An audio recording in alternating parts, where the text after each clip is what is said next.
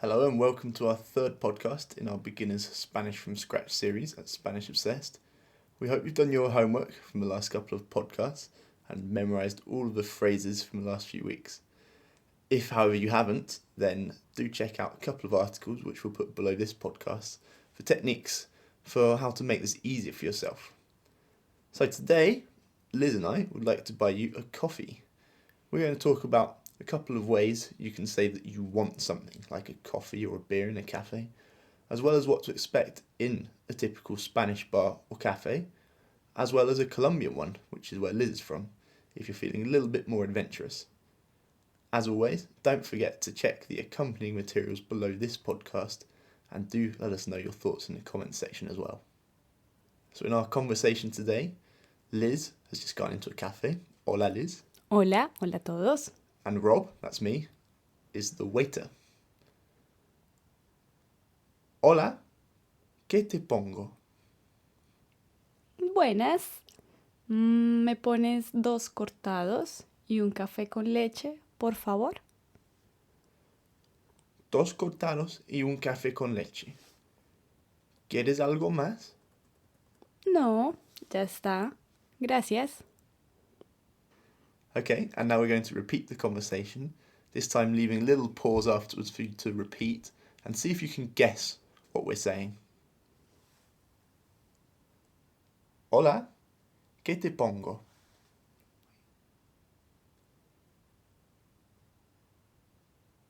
Buenas. ¿Me pones 2 cortados y un café con leche, por favor?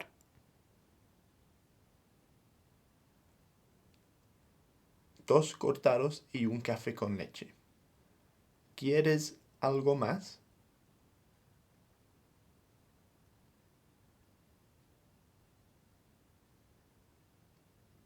No, ya está. Gracias. Okay, before we dive into the language, I think it's interesting to talk about the Spanish cafe culture and how that's a little bit different to the English cafe culture. And certainly Colombian and South American cafes are completely different. So in my experience, I would say that as English people, one of the mistakes we can sometimes make is not actually got anything to do with language at all. In Spanish cafes, as soon as you go in, you should take a seat. So you don't need to go up to the bar or anything like that. And there's always table service, so that's the first thing. Secondly, sometimes Spanish waiters or barmen can seem a little bit abrupt to us, a little bit sharp. We're used to service with a smile in England. I'd say in Spain they're not exactly rude, but they can seem a little bit honest, let's say. How about in Colombia, Liz? I think in Colombia the customer service have to be very friendly and smiley all the time. Yeah? So yeah, I think it's a bit similar, but not too much. Do they have table service? Yes, have. Okay, so you can just go in and sit down. You don't need to... Yeah, exactly. Alright, so on to the language. So the first thing the waiter, that's me, said was ¿Qué te pongo? ¿Qué te pongo?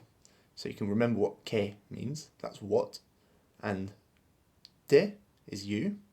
So you remember last podcast we said ¿Qué te gusta? Which means what do you like? This time it's ¿Qué te pongo? So pongo is a new word.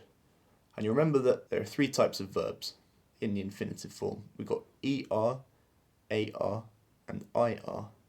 And pongo comes from the first type, which is ER. So the full infinitive is poner. So what we've done is we've conjugated the verb. So it's pongo for the first person. So you conjugate for I. So literally, the waiter here is saying, what do I put you? ¿Qué te pongo? It sounds a little bit strange to us, but it is totally correct. And then Liz said... Buenas. Yeah, so buenas is a really good way of saying hello. If you're not sure if it's afternoon or morning or evening, you can just say buenas, because you're not saying buenas noches or buenas tardes. You're just saying buenas, so it can refer Also to any time in of day. Colombia we use a lot this word when you arrive anywhere. Or would you say buenas? Buenas. Yeah, it's really Hello, good. buenas. And then she used the same verb, poner, but she didn't say yo pongo. she said, Me pones. me pones. So, me is me, and pones is again conjugated, but it's not pongo, it's pones. So, that's conjugated for tú. So, yo is I, yo pongo, and tú Pones. pones. Yeah. So she's saying to the waiter, literally, you put me, which again sounds a little bit strange to us, but it's perfectly normal over there. Yeah. Me pones, what was it? Me pones dos cortados y un café con leche. Do you have cortados in Colombia? Different name. No, cortado. We don't call like that. We call like a espresso. Mm-hmm.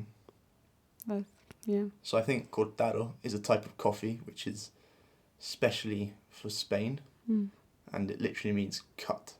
So it's an espresso cut with milk. So you got a little bit of milk. It's my personal favourite coffee. And she said, dos cortados y Un café con leche. un café con leche. So that's a coffee with milk, which is like a cappuccino. And then I repeated that. I said, dos cortados y un café con leche. Then I said, ¿quieres algo más? Which means, do you want anything else? ¿Quieres algo más? Or you could often say, algo más. They often say that, don't they? Without quieres. And quieres, again, has been conjugated. It comes from the full verb, querer, which means to want. So, just like pones for tú, I said, ¿quieres? Do you want algo más? Do you want anything else?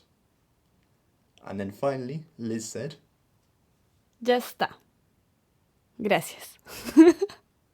yes. So Liz says, ya está. That's actually 2 words. It sounds like 1 word. Yeah. So Ya está. it's actually ya and está, which means that's all. Really, really useful phrase. Ya está. So ya está, put them together, ya está. And finished with Gracias. gracias, which means thank you. Very important. Okay, so see if you can guess what the following phrases mean in English using vocabulary that we've just learnt. ¿Me pones 3 cortados, por favor? ¿Me pones 3 cortados, por favor? So that means, can I have 3 cortados, please? And the next one? ¿Me pones 4 cervezas, por favor? ¿Me pones 4 cervezas, por favor? Can I have 4 beers, please? So cerveza is beer. That's a Yeah. very important one to know. Yeah, I prefer that one than coffee. ¿Nos pones una botella de agua, por favor? ¿Nos pones una botella de agua, por favor? Can we have a bottle of water, please? So this is slightly different. Instead of saying me pones, which means give me or can I have, we're saying give us. So nos is us. So nos pones, you put us. Una botella de agua, a bottle of water. And water is pronounced agua. Even though it's spelt A-G-U-A, it's like a W, isn't it? Agua. Agua. But you don't say the G. Agua. Agua. Exactly. Oh, yeah. I didn't realize that. And also, agua sounds like a female word, but you said el agua. Oh, very good. Yeah. So you don't say la agua. Exactly. It's el agua. Okay. So now we're going to test your memory. We're going to repeat our earlier conversation in English and then now see if you can finish the sentence or fill in the silence with Spanish. So repeat what we say in English in Spanish. And then we'll tell you the correct version in Spanish, which you can then repeat.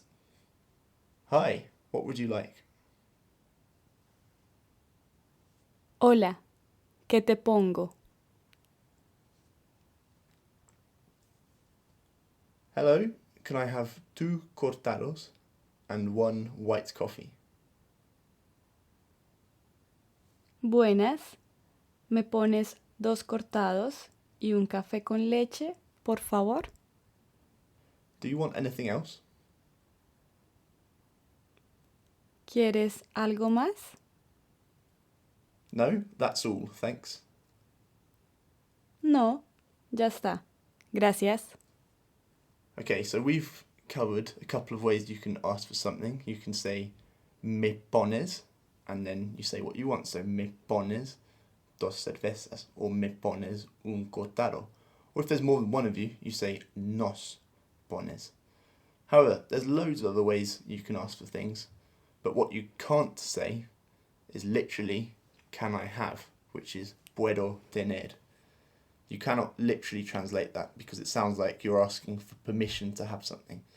So you need to be a little bit more abrupt for our English ears, and here's a few more cool ways that you can ask for things. So the first one is Dame. Dame. dame. So that literally means give me, which sounds quite rude, but you can say that, can't you? It's fine. Ya. So dame Una cerveza. una cerveza. Give me a beer. Ya. Okay, what's the next one? Ponme. Ponme. Which literally means put me. It's like a command. Put me. Ponme una cerveza. Put me a beer. Again, it sounds a little bit rude, but perfectly normal. Is that right? Yeah, it's Yeah. right. Okay. What about the next one? ¿Me traes? ¿Me traes? So, me traes. So this is you bring me. Can you bring me? Me traes. Me traes una cerveza. Can you bring Por me? favor. Sorry, por favor. Yeah, because if you don't say please or por favor, it's gonna be rude. Do you think so? Yeah. Oh, okay. Yeah, quite like a order. So even if you say to Strict. someone, dame, give me a bit, dame una cerveza, is that rude? Sounds quite unpolite. Really? Yeah, I prefer to say por favor. Oh, very good. Liz is very polite then. Oops. And then finally, something they use in South American Yeah. Colombian quite a lot This is very normal for me. is Me regalas. Me regalas. me regalas. So that means that regalar, which is the infinitive, means to give like a gift, right? Yeah. So when you give someone a present, you regalar Yeah. someone something. Something free. Yeah. Oh, that'd be nice. Wouldn't it? Cafe. Yeah. So you're saying, would you gift me, or would you be so kind as to give me something? Me regalas una cerveza? They don't tend to use this in Spain, but in South America it's used a lot. And it's nice, I like it. Yeah, you like it? Yeah. Me regalas un café. Okay, so we've equipped you with a few phrases and a little bit of grammar for when you go into a cafe. Make sure you take a dictionary because generally the menus have a huge number of dishes in which we couldn't cover here today. As always, our materials are beneath this podcast on SpanishObsessed.com. But for now, from me, Rob, hasta luego, and from Liz. Gracias y adiós.